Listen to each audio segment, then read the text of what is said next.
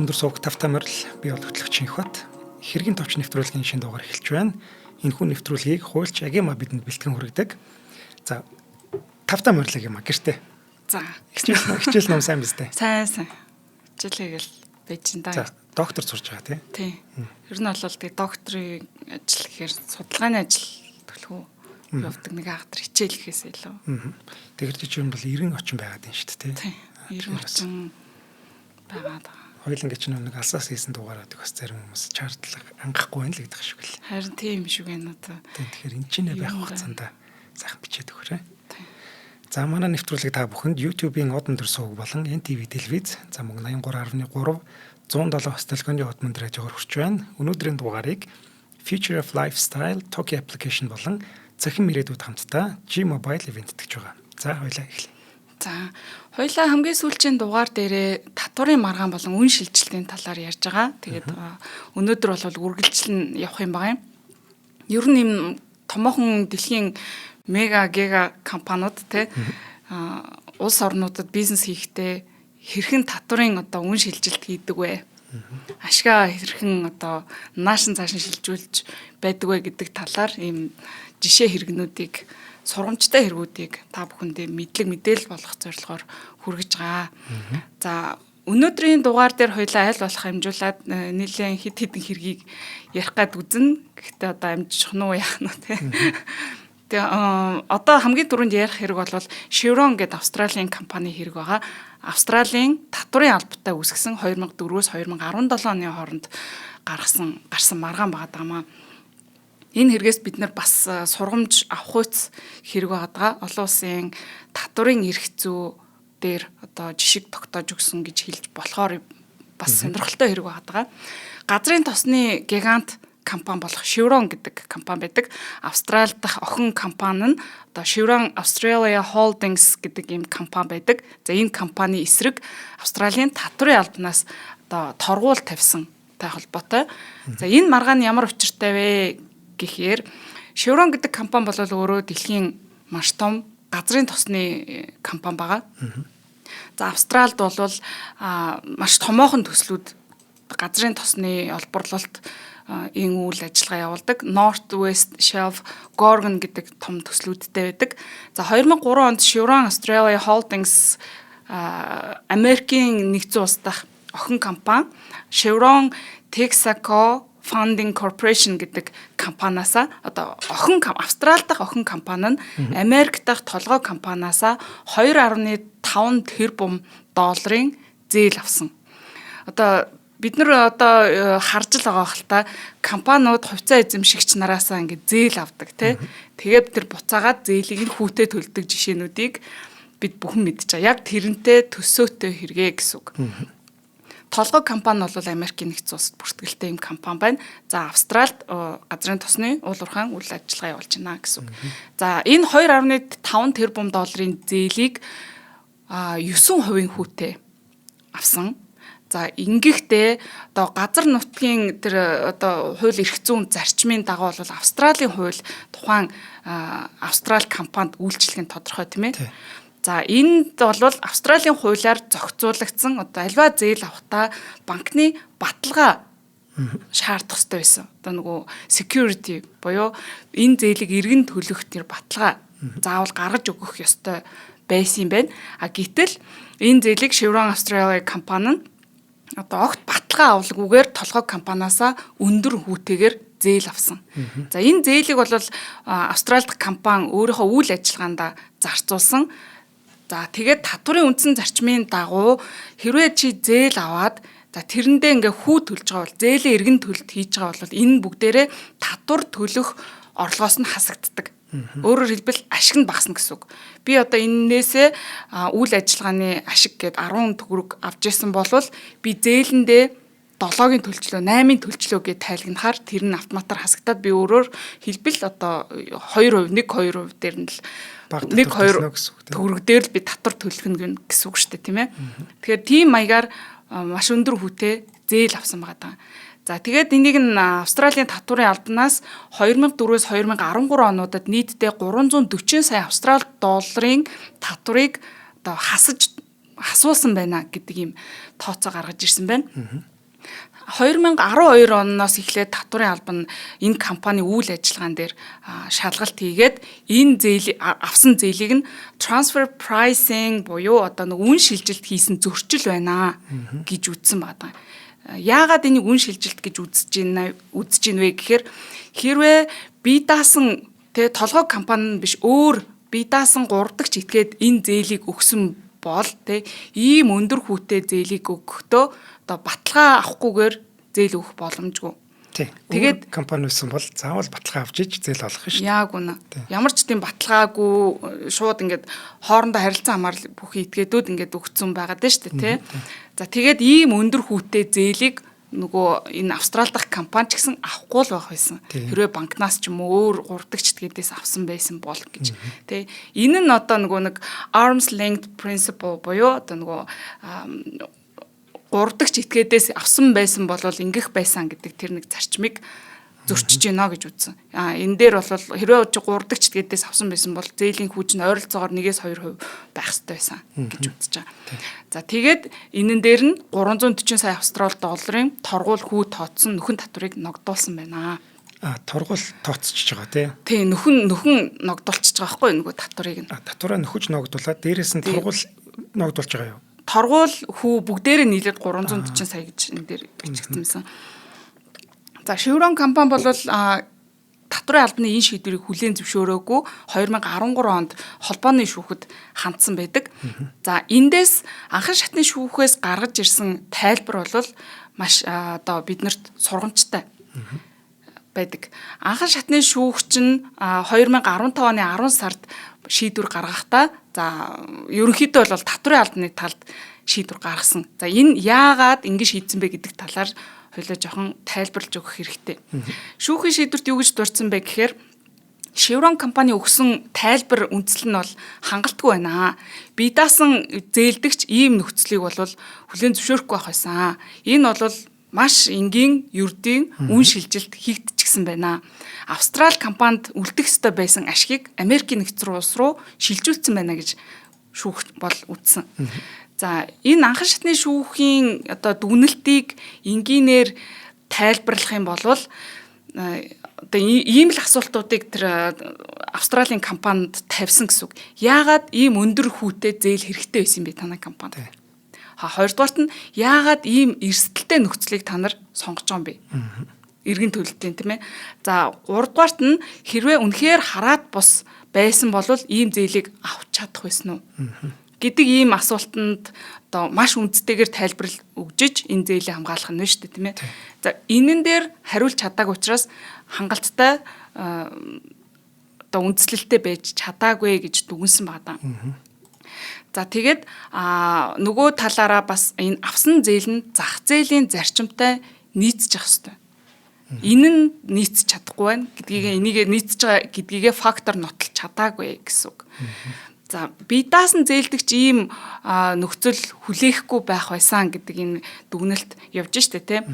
Хэрвээ Австралийн компани нь энэ толгой компанитай биш байсан бол зүгээр л хараат бос банкнаас юм уу өөр этгээдээс зээл авсан байсан бол эзэж ийм өндөр хүүтэй тэгээ баталгаа муутай эрсдэлтэй зээлийг одоо 3 дахь этгээд өгөхгүй байх байсан гэж. За тэгээд 3 дахь этгээд банк байсан бол одоо ийм өндөр хүүтэй зээл байх тусмаа тэгээ эрсдлээ илүү нягтлна. Тий. Буцаага төлж чадах уугүй юу? Тэ. Өгсөн этгээд авсан этгээд хоёулаа л ер нь энэ нөхцөл дээр бол ийм зээл байх боломжгүй гэсэн санаа байна тий. Тэгээ 3 дахь этгээдийн хувьд бол энэ junk bond буюу маш өндөр эрсдэлтэй зээл гэж тооцогдох байсан гэтэл ямар ч баталгаа аваагүйгээр зээл өгсөн байгаад байгаа нь өөрөөр хэлбэл энэ татварын зарчмыг зөрчсөн байна гэж бол үзсэн байгаа. Өөрөөр хэлбэл нөгөө arm's length зарчмыг зөрчиж гинэ гэж. За ердийн үн шилжилт байна. Австралийн ашгийг Америкийн нэгдсэн улс руу шилжүүлсэн байна гэдэг тайлбар дээр бол түрүүнд би товч дурдлаа те. Австрали улсад төлөгдөх ёстой байсан татварын хэмжээг өндөр хүү төлөх байдлаар багасгаад исэн гэсэн үг. Энэ бол ерөөсөө маш энгийн одоо нөгөө tin capitalization буюу нэмгэн капиталжуулалт гэж хэлдэг. Өөрөөр хэлбэл компани өөрийгөө зориуд өндөр өртөө юм шигээрээр одоо нөгөө харагдуулдаг гэх юм уу? Лойрын шинжтэй л харагдаад. тий бас яг ловер болоод биш энэ яг байдаг зарчим санхүүгийн арга хэрэгсэл тий. Тийм баг. Гэтэл ловер шиг л харагдаад. Өндөр өртөө юм шигээрээр тий хүүгийн төлбөрөөр ингээ ашгаа багасгаад байгаа нэмгэн капиталжуулалт гэдэг энэ санхүүгийн арга хэрэгсэл байгаа. Энийг ашигласан байна гэдгийг шүүх энэ дээр маш тодорхойгоор тайлбарлаж дүгнсэн байдаг. За ингээд анхан шатны шүүхээс бол татварын албаны талд шийдвэр гаргасан тий. Тэгээд энэ компанид бол нөхөн татварыг Австрали улсад төлөх ёстой гэж шийдсэн. За давж залнаа. Мэдээж хүлээн зөвшөөрөхгүй 2015 оны сүүлээр Chevron компани одоо нөгөө дав заалтах шатны шүүх рүүгээ гомдол гаргасан. За тэдний аргумент нь юу гэж үзэжсэн бэ гэхээр зээлийн нөхцөл нь бол зах зээлийн зарчимтай бүрэн нийцэж байгаа. Бид нар бие даасан олон улсын шинжээчийн дүгнэлттэй татварын албаны тооцоол нь компани одоо группийн статусыг ерөөсөө харгалзаж үтсэнгүй гэсэн юм аргументыг гаргаж маргасан. За татварын алба харин өдөөс нь охин компани толгой компаниас зээл авахтаа группийнхаа харин давуу байдлыг тэ хоорондоо ингээ харилцаа холбоотой байдлаа ашигласан байна. Бие даасан компани байсан бол ийм өндөр хүүтэй зээл авах чадахгүй дээр ийм өндөр хүү төлөх зээл авахгүй штэ гэсэн агуулгаар. Ингэж хоёр тал маргасан. За 2017 оны 4 сарын 21-нд давзаалтах шатны шүүхээс санал нэгтэйгээр шийдвэр гаргаад Chevron компани давзаалтах гомдлыг нь хүлээж аваагүй хэрэгсээгүй байдгийн байна. Шүүхийн шийдвэрт юу гэсэн гэхээр зээлийн нөхцөл нь бие даасан этгээдийн хооронд байгуулагдахааргүй нөхцөл байсан байна. Одоо хүүн өндөр баталгаа байхгүй байгаа нь өөрөө үн шилжилт явагдсан байна гэдгийг нотолж байна гэж дүгнсэн. За ингээд Chevron компани давзаалтах шатны шүүхийн шийдвэрийг эс хүлээн зөвшөөрөөд дээд шүүх рүү гомдол гаргасан ч гэсэн 2017 оны 8 сард энэ хяналтын шатаар гаргасан гомдлыг хүлээж аваагүй улмаас Chevron компани 300 сая гаруй Австрали долларыг нөхөн төлөх юм үүрэг хүлээсэн гэсэн үг. Тэгээ энэ шийдвэр бол олон улсын одоо татварын систем татварын тооцох тэр зарчимд бол хяналтыг уламж хангадгах тийм бас нэг юм жишээ болж өгсөн гэж үздэг. Манайд ч хэрэгтэй л жишээ байна. Тий. За нэг ийм маргаан байна. За хоёлаа ивент тэтгэгчээ танилцуулъя. За. Одоо 2 дахь дугаар шүү дээ, тий. За өнөөдрийн дугаарыг маань Future of Lifestyle Toki application ивент тэтгэж байна. За хоёлаа нэг 2 зэсийг танилцуулах юм. За Toki-тай жолоочт маань он дуустал Tokyo-гоор зогсоолын төлбөрөөр төлөх бүртээ 10% хөнгөлөлт, дата ирэх, топ мотор сүүлчилгээний хөнгөлөлт, power bank төрөөслөх хэрэгүүдээс сонгож авах боломжтой болж байгаа юм байна. За мөн Petrovis, Sod Монгол, M-Oil, Eco Oil зэрэг шатхуун түгээх станцаар үйлчлүүлэхдээ Toki кредит ашиглаад төлбөрөө зээлээр төлөх боломжтой гэнэ.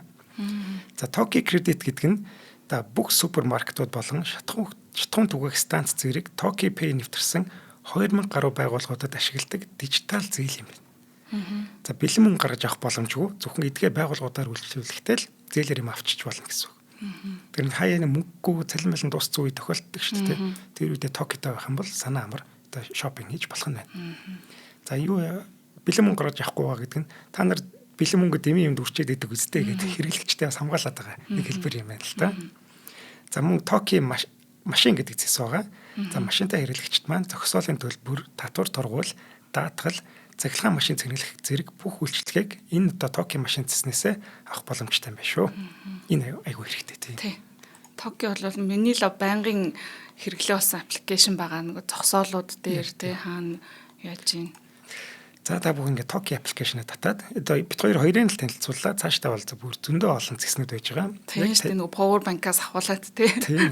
Бидний аминд ордог шүү хөнгөвчлөө л байгаа шүү дээ тий.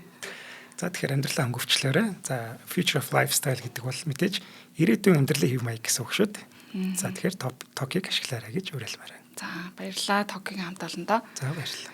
За дараагийн хэрэг бол бас их сонирхолтой, сургамжтай гэж хэлж болох хэрэг байгаа.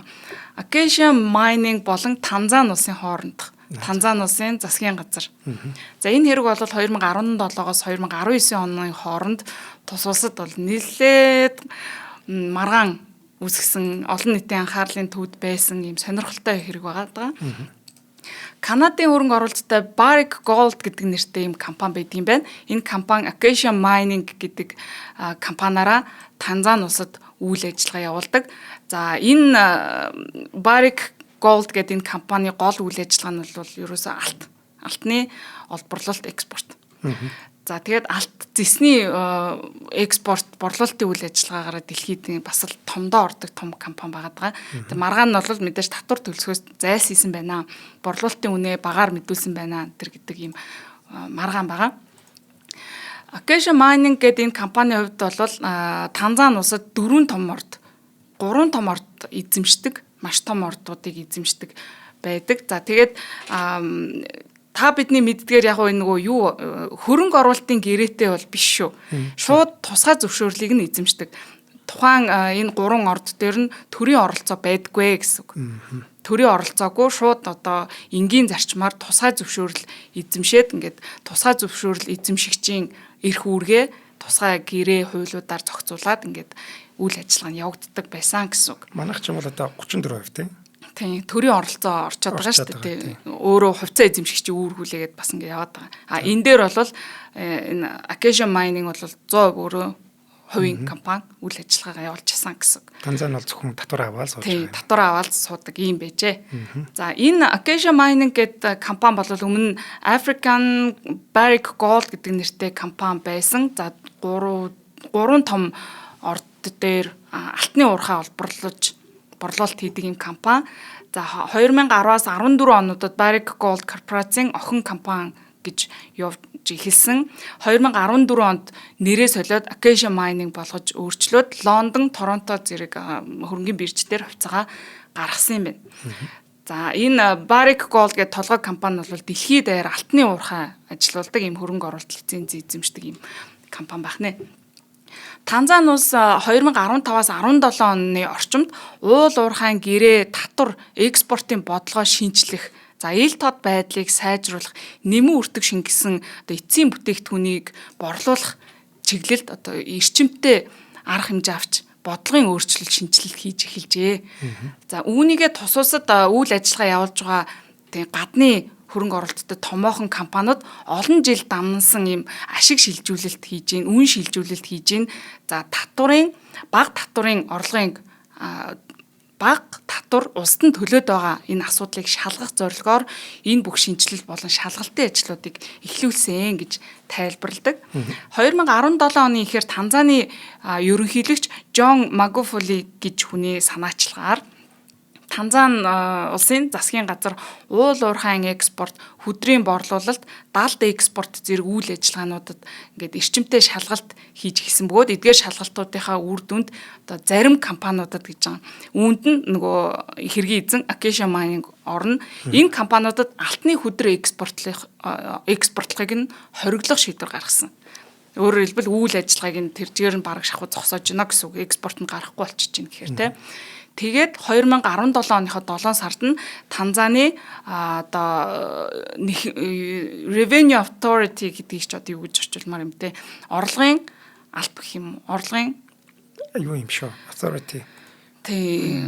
За алба бараг юу юм? Аудит марк юм шүү. Тий. Одоо татвар гэд хэлчих болох юм да. Татвар л орлого манайхаар бол төсвийн бүрдүүлэлт энтрийг нь хариуцж байгаа алба гэсэн үг шүү дээ. За эндээс шалгалт хийгээд Acacia Mining-д 190 тэрбум долларын нэхэмжлэл торгуул тавьсан. Маш их өндөр дүн гэж тухайн үедээ зарлагдсан. Тэгээс салбарын хэмжээнд томоохон асуудал маргааныг дэгдээж эхэлсэн. За Танзани бас энэхүү торгуул нэхэмжлэл тавьсан үндслээ юу гэж үзэж исэн бэ гэхээр Танзаны засгийн газрын одоо тэр орлогын алба гэж ярьчээ да буруу гэж магадгүй шүү. За тэгээ Acacia Mining-ийн тэр хөдрийн доторх алтны агуулмжийн хэмжээг энэ Acacia Mining гэдэг компани багаар тооцож мэдүүлж байна. Экспортынхоо хэмжээг буруу мэдүүлж байна. За тэгээд хөдөр баяжмлын экспортын хоргийг нь зөрчлөө. За 1998-аас 2017 онуудад алтны хөдрийн экспортын борлуулалтын үнэ багаар мэдүүлсэн. За татвар болон роялтигийн төлбөрийг буруу тооцсон. Ингээд татвар төлөхөөс зайлсхийсэн байна гэж үзээд энэ айхтар өнөдөр 190 тэрбум долларын торгуулийг тавьсан. За тэгээд энэ дээр одоо татвар төлсгөөс зайлсхийсэн нь өөрөө Танзани улсын Mining Act буюу манайхаар нөгөө ашигт малтуулын тухай хуулийг зөрчсөө, тусгай зөвшөөрлийн нөхцөлийг зөрчлөө гэж дүгнсэн. За энэ дээр нэмэгдэх нь ард түмний бас хил ам нөлөөсөн гэж үзэж болно. Энэхүү Acacia Mining гэдэг энэ компани North Mara гэдэг уурхайд нь маш их орон нутгийн иргэдтэй нэлээдгүй сөргөлдөө үүссэн гэж хэлж болно. Энэ алтны уурхай учраас харуул хамгаалалт маш өндөр. Манайхаар бол нин жанраас их хамгаалах шаардлагатай байдаг. За үүнтэй холбоотойгоор энэ хүний эрх аюулгүй байдлын асуудлууд үүсэж эхэлсэн байна.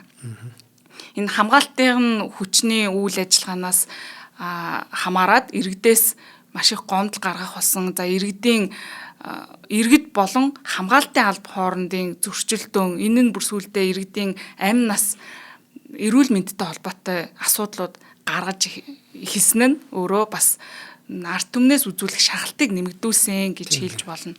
За тэгээд үүнийг нь засгийн газар юу гэж үзсэн гэхээр энэ компани social license to operate буюу олон нийт орон нутгийн эрх ашгийг хамгаалах зарчим үүргийг зөрчлөө гэж үзсэн. Тэгэхээр энд бол ард түмний нөлөө бас багуу байсан гэсэн үг тийм ээ. За Acacia Mining гэдэг компани бол ямар аргумент нөгөө талаас гаргаж ирсэн бэхээр олон жилийн хөрөнгө оруулалт үйлдвэрлэл энэ экспортын схем нь бол маш тогтвортой явж ирсэн. Олон улсын хүлээн зөвшөөрөгдсөн юм аргачлалын дагуу технологийн дагуу явагдаж ирсэн. Бид нар олон улсын байгууллагын дүгнэлттэй олон улсын одоо жишгээр л үйл ажиллагаагаа явуулдаг гэж бол тайлбарлаж исэн. За тэгээд үүнээс гадна компани нь бол нөгөө нэг market based contract бид нар бол хийдэг. Тэгээд зах зээлийн яг зарчмын дагуу бид нар гэрээ хэлцлүүдээ хийдэг. За лицензийн тусгай зөвшөөрөл эзэмшигчийн үүргээ хууль заасны дагуу биелүүлж ажилладаг. Техникийн үнэлгээ, лабораторийн шинжилгээ, тэгээ нэг хөдрийн агуулмж хөдөрт нь алтны агуулмжийг буруу тооцоод байна гэж засгийн газар үзээд байгаа шүү дээ, тийм. За үүн дээр бол лабораторийн шинжилгээ энэ төр дээр бол бид нар олон улсын жишгийн дагуу явж байгаа. Харин төрийн байгууллага бол буруу тооцоод байна. Энэ аргачлалыг та нар буруу тайлбарлаж, буруу ашиглаад байна гэд одоо нэг зөв тайлбарлах аргументуудыг гаргаж ирж маргаж исэн. За тэгээд экспортын хориг тавьсан асуудал байгаа шүү дээ, тийм. Үүн дээр нь болохоор юу гэж үзэж исэн гэхээр regulatory uncertainty гэж тайлбарлаж байгаа. Энэ нь болохоор юу гэхээр 2017 онд Acacia Mining экспортын хориг тавьсан. Ингэхдээ энэ компанид урьдчилан мэдэгдээгүй тооцох боломжгүй нөхцөл байдлыг төрийн байгууллагаас үзүүлсэн гэж. За энгийнээр ойлгох юм бол юуг ямар хэмжээтэйгээр яаж тооцохын, хуулиар яаж тооцохын, тийм ямар нөхцөл чамайг торгох юм бэ, эсвэл хориг тавих юм бэ гэдгийг огт таамаглах нөхцөл байдлыг олгоогүй. Эн чинь өөрөө ингээд олон улсын эрх зүйн зарчмыг бас зөрчиж байна гэж бол маргаан гаргаж ирсэн байдаг. За Танзаны засгийн газар 2017 онд Acacia Mining-ийн 2016-аас 17 оны экспорт татрын үйл ажиллагаанд шинэ хууль тайлбар гаргаж ирээд өнгөрсөн үйл ажиллагаанд нь хамаатуулаад ингээд хориг тавьчлаа. Энийг өнгөрсөн үйл ажиллагаанд нь хамаатуулаад зөрчил гэд тооцоод байна гэж маргаан гаргаж ирсэн байна. Өмнө нь зөвөө гэд хуулийн дагуу ингээд тооцоод явж исэн зүйлээ гинт хуулиа өөрчлөнгүүтээ одоо буруу болчихж байгаа. Тэгэнгүүтээ тэрнийхээ дагуу торгуул тавьчих чинь. Ингэж болохгүй штэ хэл гэсэн санаахгүй. Тэгээд энэ үндслэр бол маргаж исэн. За тэгээд тэр 190 тэрбум доллар гэд хэмжлэл шаардлага тавиад байгаа асуудал бол бүр ингээд өмнөх жилүүдийн үйл ажиллагааг нь үндслээд ингээд шинчилсэн шинэ хуулиараа гаргаж ирснийхаа дагуу тооцчоод ийм өндөр дүн гаргаж ирээд байна. Энд чинь нэгтгсэн дүн байгаад байна гэд Acacia Mining гэдэг компани тайлбарлаж исэн. За нөгөө талаар бас нэг энд маш сонирхолтой гэх юм уу зүйл нь энэ Acacia Mining гэдэг компани ч өөрөө Канадын хөрөнгө оруулалттай гадны компани те. Энэ олон улсын хөрөнгө оруулалтын хамгаалалт гэж юм байдаг. Investment protection. За энэний дагуу бол тухайн улсад Танзани улсад үйл ажиллагаа явуулж байгаа гадаадын хөрөнгө оруулагч нар олон улсын хөрөнгө оруулалтын хамгаалалтыг эдлэх эрхтэй гэж бол маргаж исэн. За тэгээд энэ Танзаны засгийн газар болон энэ хоёр компани хооронд маргаан 2018 оноос эхлээд бүр хурцтаад Acacia Mining гэдэг компани энэ үйл ажиллагааг бүхэлд нь хориглоод за компани удирдлагуудыг, ажилтнуудыг нь эрүүгийн гэмт хэрэгт холбогдуулаад тэгээ бүр нэмж шалгаад, нэмж торгуул тэ зарга хориг одоо бүхэл юм ингэж тавьж үйл ажиллагааг ингэж бүхэлд нь хүнд байдалд оруулсан 2018 оноос эхлээд одоо байж болох бүхэл шахалтыг хийж байгаа байхгүй. За ингээд байж байтал 2019 оны ихээр Барик болон Танзан улсын засгийн газар хооронд албан ёсны хэлэлцээр хийж эхэлсэн. 2019 оны 2 сард Барик буюу нөгөө толгой компани нь commercial proposal буюу одоо хэлэлцээр хийх албан ёсны саналаа төрд танилцуулдаг. Тэгээд одоо төр компани хоорондын хамтын ажиллагааг дахин нөхцлөө тохиролцох үйл ажиллагааг зохицуулах юм саналыг танилцуулсан. За улмаар 2019 оны 10 сард нь Барик компани болон Танзан улс хамтарсан юм мэдээлэл хийгээд за Барик гэдэг компани нь Танзан улсад нэг удаагийн буцалтгүй 300 сая Америк долларыг төлнө. За үүнийх нь хариуд Танзан улс алтны хөдрийн экспортод нь тавьсан хоригоо цуцлана. За Барик компани бол Acacia Mining гэдэг компани одоо дахин шинжилэл зохион байгуулалт хийгээд өөртөө нэгтгээд за олон улсын туршлагын дагуу олон улсын зарчмын дагуу ингээд дотоодынхоо хяналтыг сайжруулах, тэ менежментийн шинжилэл хийх гэх мэтийн юм шинжилт хийхээр тохиролцоонд хүрсэн байдаг. За үүнээс гадна маш том тохиролцоо нь юу байсан гэхээр Танзаны засгийн газар энэ Acacia Mining гэдэг энэ компани 3 том орд байна шүү дээ, тэ. Энэ 3 том уурхайд нь Free Carried Shareholding гэдэг ийм хувьцаа 16% хувьцаа эзэмшихээр тохиролцоонд хүрсэн. Free Carried Shareholding гэдэг нь болохоор юу хэлж ийн гэхээр засгийн газар нь шүү дээ хөрөнгө оруулалт буюу компанийн үйл ажиллагааны зардалтай холбоотой ямар ч үүрэг хүлээхгүй. Үйлдвэрлэл борлуулалтын одоо юунд нь огт оролцохгүй гэсэн. Зардал үүрэг хувьцаа эзэмшигчийн шиг тийм энгийн үүрэг хүлээхгүй. Зөвхөн ашиг хуваарлтаас л хувь хүртэнэ. 16%. Тэгэхээр бол засгийн газарт энэ маш том ашигтай тохиролцоонд хүрсэн байгаа даа. Тэгээд ийм тохиролцоонд хүрсэн 3 орд дээр нь гурваланд нь 16% эзэмшнэ. За ийм тохиролцоог хүрээд олон нийтэд бол зарласан байдаг. Тэгээд шинэ компани Acacia Mining-а болоод нэрээ солиод Viga Minerals Corporation гэдэг нэртэй компани болгож өөрчилсөн бүтцийн өөрчлөлт, менежментийн шинжилтүүдийг хийгээд засгийн газар нь 16% ингээд эзэмшээд явсан байдаг. За энэ дээр байна яагаад энэ маргаан олон улсын шүүх рүү яваагүй гэдэг нэг асуудалт гарч ирнэ дээ. Яг тэгэхээр олон улсын хөрөнгө оруулагчийн хамгаалалт энэ Канадын хөрөнгө оруулагч учраас байгаа гэж үзээд байгаа шүү дээ. Яагаад яваагүй гэд. За Acacia Mining компани 2017 онд Танзан улстай энэ маргаан анх үүсэж эхлэх үеэр олон улсын арбитрт бол хандсан юм билий. Хандсан боловч нөгөө хилэлцээр эхлэх үеэр 2019 онд тэр арбитрийн процессыг stay буюу ингээд нөгөө төдөлзүүлэх хүсэлт гаргаад тэгээ шүүх хуралдаан хийгдээгүй. За гол шалтгаан нь юу байсан бэ гэхээр энэ Barrick Gold компани Танзаны засгийн газартай шууд юм тохиролцоонд хүрэх нь магадгүй илүү үр ашигтай ч гэдэг юм уу илүү үр дүнтэй гэж бол үтсэн байх. Тэгээд ингэснээрээ одоо удаан хугацаанд үргэлжлэх тэр шүүхийн маргаан тэр зогсолтууд нь илүү хохиролтой байсан байх. Тэгээд илүү хурдан хугацаанд тохиролцоонд хүрээд үйл ажиллагаагаас сэргээх нь ач холбогдолтой байсан учраас ийм шийдвэрт хүрсэн гэж бол таамагладаг. За тэгээд энэ Barrick гэдэг энэ компани удирдлага нь энэ Mark Bristow гэдэг хүн байд юм. Шууд Танзаны ерөнхийлөгчтэй ингээд холбогдоод шууд хүсэлт тавиад тэгээд ингээд хилцээр ихэлсэн байгаа байхгүй.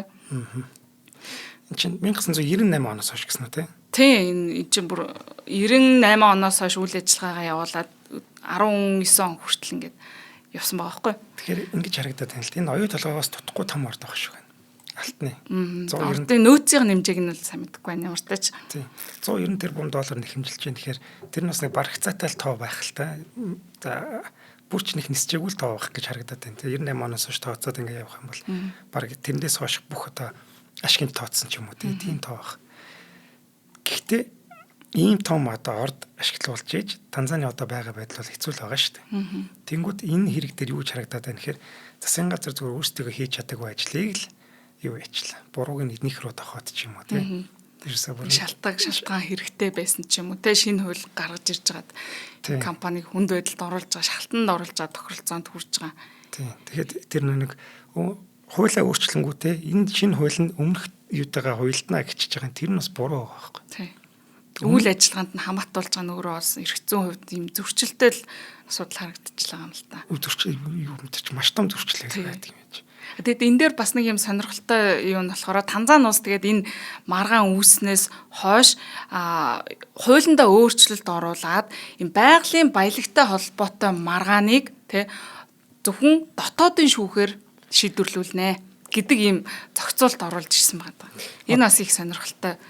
Тэгээ олон улсын арбитраар тухайн улсынх нь байгалийн баялагтай холбоотой маргааныг шийдвэрлүүлэхгүй гэж ингээд хуулиар оруулаад өчөж штэ. Тэгэхээр ингээд анханасаа өөр гадны компаниудад хувьцаа эзэмшүүлэхдээ тохиролцоо гэрээ юмнуудаа зөвхөн дотоодын шүүхээр л энэ маргааныг шийдвэрлүүлнэ гэд ингэж явдаг болсон гэсэн. Одоо эднийх рүү дахиж хизээч гадны хөрөнгө оруулалт нэмж орохгүй. Хэцүү болчихж байгаа байхгүй. Маш эрсдэлтэй. Хизээч ингээд өөрчлөөд яачих юм блэ гэд одоо нөгөө ийм uncertainty үүсгээд байдаг учраас гэд бүгд зайлс хийхэд сүр аргагүй болж байгаа. Гадны хөрөнгө оруулалт бол ер нь хууль нь тэгээд засгийн ч юм уу доктортой байдаг ийм газар л очиж орох сонирхолтой шүү дээ тий. Тэгээд тэр нэг олон улсын хууль дүрмтэйг бас авцалтаад уялдаж ажиллаж явах ёстой ч гэдэг юм уу. Ийм газар оруулдаг болохоос одоо энэ Barrick-Gold энэ орд мордоо дуусаад энэ Танзанд цаашаа яахыг би ойлгохгүй. Одоо өөрөөсөө мөнгө цуглуулж байгаа дараагийнхаа ордыг явах юм уу яах юм. Энд чинь дэлхийд даяар үйл ажиллагаа явуулж байгаа компани учраас тэгээд хотоохгүй л үү дээ. Barrick ч хотоохгүй л дээ. Танзаныг л би гайхаад байна. Дараа дахиад хөрөнгө оруулалт орж ирэхгүй шүү дээ. Өөрөөсөө бол ингэж ухаад цаашаа гаргана гэж бол би хэлж чадахгүй байна. Одоо байгаа байдал нь ямар байгаа вэ? Ийм байж жижигэн тухайн ороод давилга мавилгаа алгуулгаад тэгж хөгжинэ гэдэг бол үнэхээр хэцүү харагдчихна. Магадгүй юм да. Тэгээд энэ бол маш том жишээ авахар жишээ. Манай улс ялангуяа. Энэ дээр одоо их сонирхолтой одоо факт нь энэ дээр юу гарч иж байгаа нөхөр энэ хэрэг маргааныг дотоодынхаа шүүхээр шийднэ гэдэг. Тэгэд энэ Barrick та хийсэн тохиролцоонд бол ирээдүйд үүсэх маргаана Африк төвтэй олон улсын арбитраар л шийдвэрлүүлнэ гэдэг юм төрсэн байт юм л. Тохиролцоо хүрсэн. Дараа нь тийм үйл гарч. Хуулиндаа бол өөрчлөлтөө хийчихэж байгаа.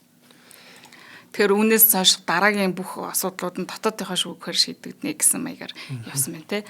За ойлаад хэдэн минут байна те. Дахиад нэг хэрэг ярих уу? Тий. Энэс өмнө ивент итгэгчид танилцуулъя. За өнөөдрийн дугаарыг цахим ирээдүйд хамтдаа G-Mobile ивент итгэж байна. За G-Mobile-ийн маань хязгааргүй яриа дататай 40 мянган багцаа 50% хямдруулаад 20 мянган төгрөг болгоцсон байгаа юм байна. За хязгааргүй яриа дата штэ. 20 мянган төгрөг штэ.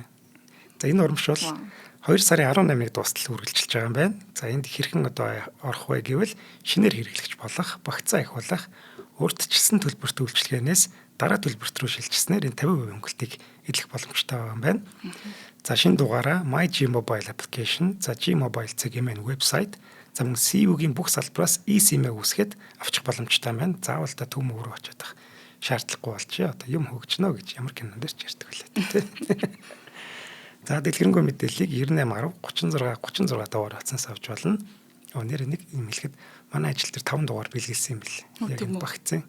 Тэгээ тэр хавар урч тастаад хуугаал авах шиг боллоо. За баярлаа.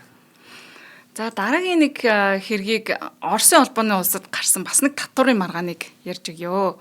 2012 онд үүссэн компани Оросын холбооны улсад үйл ажиллагаа явдаг Polymetal гэдэг компани байжээ. Энэ компани толгой компани руугаа алт мөнгө металл ийм зардаг ийм транзакшн хийсэн байгаа байхгүй юу. За энэн дээр нь болохоор Оросын холбооны улсын татварын албанаас үн шилжилт хийсэн байна. Бага үнээр ингэж гэрээ хийгээд үн шилжилт хийсэн байна гэж дүгнсэн. За 2012 онд Polymetal компани охин компани нэг нь байсан Magadan Silver гэдэг ийм компани байт юм байна. За 2007 онд ийм мөнгө байж та мөнгө металл, silver. За энэ silver-ыг ирээдүйд худалдах гэрээ хийсэн байна. Forward sale contracts. Одоо энэ бол бас нэг юм санхүүгийн арга хэрэгслэлтэй янз бүрийн зээл авах зорилгоор би одоо жирийн иргэд банкнаас ч юм уу зээл авахта цалингаа нотолдог шүү дээ, тэ. Яг тэрнтэй адилхан ирээдүйд хийх борлуулалтынхаа гэрээг үзүүлээд зээл ч юм уу санхүүгийн ямар нэгэн баталгаа болгож ашигладаг энэ төрлийн гэрээ. За ийм гэрээ бол байгуулсан байгаа. Энэ Magadan Silver гэдэг компанитай. За тэгээд энэ гэрээн дээр нь асуудал үүсгэсэн. Яг тэгэхээр энэ forward sale contract дээрээ тэр юуныхаа мөнгө борлуулах үнэлгээгээ маш багаар тавьсан байсан. За үүнийг нь борлуулалт мөн байсан уу биш байсан уу гэдэг дээр Оросын холбооны улсын татврын албанаас асуудал үүсгэсэн. За юу гэж үзэжсэн гэхээр татврын албан нь болохоор энэ бол борлуулалтын үнээс бүр 30-45% доогуур байна. Ингээд борлуулалтын үнэ багаар тавьчихар чинь татврын суурай бага болгоод бууруулчих чинь гэсэн үг шүү дээ. Татвар ногдох, татвар төлөх суурай багасгачихж байгаа. За тэгээд энэ хэргийн улмаас 2012 оны 7 сарын 10-нд Оросын албаны улсын Supreme Arbitration Court буюу дээд шүүхээр болвол энэ асуудлыг оруулаад маргаан үүсээд эцлийн шийдвэр гаргахдаа Polymetal гэдэг компанид 696 сая рублийн торгуул ногдуулсан. Энэн дээр бид нэр юу анхаарах вэ? Сургамж нь юу вэ гэхээр яг нэг forward sale contract манай Монгол улсад бас аюух явдаг байхгүй нөгөө нүүрсний компаниуд ч гэсэн төрүүлээд борлуулалтынхаа гэрээнүүдийг хийждэг. Тэгээд энийг ашиглаад олон улсын банк санхүүгийн байгууллагуудаас зээл авах ч гэдэг юм уу ийм байдлаар ихэнх нь явдаг. За үүнийг нь одоо яг санхүүгийн арга хэрэгсэл гэдгээр нь биш, яг борлуулалт гэдгээр нь үзээд бас ийм татврын торгуул ногдуулж болзошгүй байна гэдэг ийм нэг том сургамжийг энэ хэрэг өгж байгаа юм. Тэгээд одоо юу гэх юм бэ? Энэ дээрээс бас нэг асуудал нь юу байсан гэхээр Polymetal гэдэг компани яг зөвхөн тэр forward sale contract-а байгуулчаад зүгээр тэрнгээр орхисон юм биш. Яг тэрнгээрээ бас нэг хэсэг борлуулалт дөнгөж явж эхэлж исэн юм лээ. Тэгэхээр яалтчгүй энэ бол financial instrument юусоо байгаагүй яг наадах чинь sale contract байсан гэж үзэх бас нэг юм тэднийг буруутгах нөхцөл босон гэж үзэж болох юм аа. За түрүүнд бид дурдсан те энэ Polymetal гэдэг компани маргаан Оросын холбооны улсын арбитраар орсон гэд те яагаад олон улсын арбитр руу яваагүй вэ гэдэг асуудал байна. Тэгээд эн чинь 2012 оны 7 сарын 10-нд Оросын холбооны улсын нэг дээд арбитрийн шүүхээр ороод Polymetal-д 883 сая рублийн торгуул төлөхөөрөөр шийдвэр гарчихсан. За компани бол энэ шийдвэрийг нь хүлээн зөвшөөрөөд 2012 онд төлбөр төлөөд дуусгасан юм билээ. За олон улсын шүүхээр яагаад шийдэгдээгүй вэ? Энэ дээр нөгөө нэг юм асуудал түрүүнд ярьсан шүү дээ, тэ. Гадны хөрөнгө оруулалттай компани олон улсын арбитрт хөрөнгө оруулагчийн хамгаалтанд ордгоо гэд, тэ. Энэ яагаад яваагүй вэ? Polymetal гэдэг компани ч өөрөө болохоор Их Британд бүртгэлтэй компани байгаа байхгүй. Тэгэхээр Их Британд болон Оросын холбооны улс хоёрын хооронд 1989 онд байгуулсан хөрөнгө оруулалтыг харилцан хамгаалах гэрээ гэж бол байдаг. Манай улс ч гэсэндээ ингээд өөр улсуудтай ийм нэг bilateral contract зөндөө байдаг. За тэгэхээр энэ Polymetal гэдэг компани бол уул нь гадны хөрөнгө оруулагчийн энэ хамгаалтанд орвол бүрэн байгаа. Гэхдээ яагаад олон улсын арбитрт хандаагүй вэ гэдэг нь. Тэгээ энэ компани яагаад олон улс руу яваагүй юм бэ гэхээр юу юм бэ? Төлбөрийн хэмжээ нь бол энэ компанийн хувьд харьцангуй бага байна гэж бол нэгдүгээрт үзсэн юм байна. Хоёрдугаарт нь Оросын холбооны улсад үйл ажиллагаагаа үргэлжлүүлэхийн тулд засгийн газартай харилцаагаа муутгамааргүй байсан юм байна. Тийм л юм байна. Тийм. Тэгэхээр Polymetal гэдэг компани бас үндсэндээ үүсгэн байгуулагч нар эздүүд нь Орос хүмүүс бас байсан нь нөлөөлсөн. Тэрнээс биш өөр яг гадны нөхдүүд байсан бол ялтчгүй олон улсын шүүхээр явах юм бол бас яаж ирэх байсан юм мэдэхгүй байна те. Ийм хэрэг байна да. За ер нь бол манад одоо яг болж байгаа үйл явдал шүү дээ. Энтэй бол маш ойролцоо сургамж авчгаар, жишээ авчгаар тэгээд ер нь сургамж аавна гэдэг нь одоо ингэж байгаа юм. Уйдлагыг зайлуулж ч юм уу те. Гадныхныг зайлуул гэдэг юм нэлээд хүчтэй яваад гэх шиг байна. Энэ хөрөнгө оруулалт энэ одоо бүтээн байгуулалт явж иж бид нар өнөөгийн төвшөндөө ирсэн шүү дээ. Яг уу алдаатай тим гэрээнүүд бол хийгдсэн байхыг үүсэхгүй. Тэрийг бол би сайн мэдэхгүй. Тэр үс мэдгч одоо ярих ч одоо шаардлага байхгүй тийм ээ. Яг хүн болгон өөрсдөө дүгнэлтээ хийгээд ингээд явах бах. Гэхдээ тэдний хөөж явуул гэдэг бол үнэхээр байж болохгүй юм байхгүй. Харин ч ишээ илүү 2 3 хөдөлгөөтэй байж иж бид нэр өшөө илүүл хөгжинэ гэсэн үг шүү дээ тийм. Тэрийг ухаарахгүй одоо зарим нэг явуулагч байдаг юм уу юу ч байдгийн хүмүүс янз бүрээр л ярих юм л та. Ийм юм битгий тархи автуулаасай тийм. Ийм том хөрөнгө оруулалтууд байж иж ус цаашаа хөгжих одоо суурин тавигдана гэдгийг одоо хэлчмээр байна тийм ээ. Тийм. Одоо жишээнүүд нь бас сургамж авах жишээнүүдийг хоёлаасаа таасаа ярьж өглөө шүү дээ тийм. Одоо энд яригдаагүй нэг хэрэг үлдсэн л дээ хоёлаа. Яг эндээс нь товчхон дурдах юм бол Венесуэл улс 2016 онд бас нэг юм Канадын хөрөнгө оруулалттай компани дээр холбогдуулаад үүсгэсэн маргаан гол агуулга нь болохоор яг баялагтай эзэн болох гээд хөрөнгийг хураагаад авчихсан. За тэгээд энэ асуудал бол арбитрийн шүүхээр яваад Венесуэл улсыг буруутай гэж үзээд 967 сая $10 нөхөн төлбөрийг энэ Канадын Русоро гэдэг компанид төлүүлэхээр шийдвэр гаргаж исэн. Тэгээ өөрөөр хэлбэл энэ улсын нөгөө хууль эрх зүйн орчин болон энэ улсад гадны хөрөнгө оруулалтууд үндсэндээ бол зогсох том нөлөө үзүүлсэн хэрэг болсон байдгийн байлээ. Тэгэхээр энэ дээр олон улсын шүүхийн практикийг бид нэр үнэхээр судалж авах хэрэгтэй. Хөнгөн хумга хандаж болохгүй те. Гэхдээ бас үнэхээр татврын үндсэн олон улсын зарчмуудыг үндэслээд компаниудад тултал шалгаж явах нь хэрэгтэй юм байна гэдгийг ч гэсэн бас олж харж байгаа байх тийм ээ. Яг тэр хяналт гэдэг чинь бол маш чухал. Маш чухал тийм. Одоо аль талдаа win-win аль талд ялах ийм л гэрээг одоо юу гэдгийг тэрийг хийгээд тэгээ цаашаа одоо явах хэрэгтэй байх тийм. За олон улсад бол ийм хөрөнгө оруулалтын маргаанууд нэг иймэрхүү бас байдгийн байх шүү гэдэг мэдээлэл тийм байна. Тавчгаа гэдэг тийм ээ. За баярлалаа. За өнөөдрийн дугаарыг маань цахим ирээдүйд хамтдаа ураатай G-Mobile болон Future of Lifestyle Tokyo application event итгэлээ. Нэвтрүүлэг та бүхэнд YouTube-ийн хот мөндөр сувг болон NTV телевиз зам 83.3 107 хөтөлбөрийн хот мөндөр радиогоор хүрсэн. За дараагийн дугаараар уулзъя. За баярлалаа.